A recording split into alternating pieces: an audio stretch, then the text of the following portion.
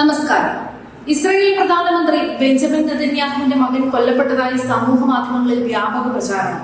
ഇസ്രായേലിലെ സീസറിയിലുള്ള നെതന്യാഹുവിന്റെ വസതിക്ക് നേരെ നടന്ന ഡ്രോൺ ആക്രമണത്തിലാണ് ഇളയ മകൻ യർ നെതന്യാഹു മരിച്ചതെന്നാണ് വാർത്തകൾ പ്രചരിക്കുന്നത്. ഇസ്രായേൽ സുരക്ഷാ ഏജൻസിയായ ഷിൻബെറ്റ് ഇക്കാര്യം സ്ഥിരീകരിച്ചെന്നും പറഞ്ഞു കേൾക്കുന്നുണ്ട്. എന്നാൽ സംഭവത്തിൽ ഇതുവരെ വ്യക്തത വന്നിട്ടില്ല.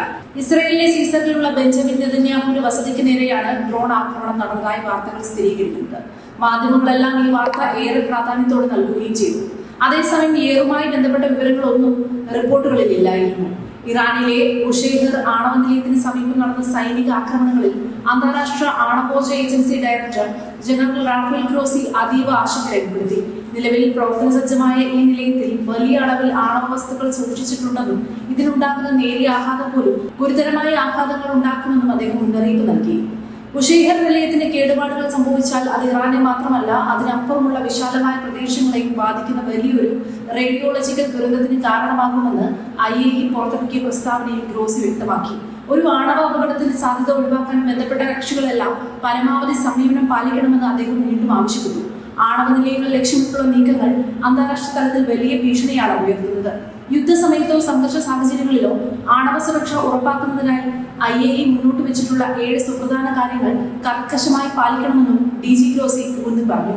ആണവ കേന്ദ്രങ്ങളുടെ സുരക്ഷയിൽ വിട്ടുവീഴ്ച ചെയ്യുന്നത് മാനവരാശിക്കും പരിസ്ഥിതിക്കും കനത്ത ആഘാതം ഉണ്ടാക്കുമെന്നും അദ്ദേഹം ഓർമ്മിപ്പിച്ചു.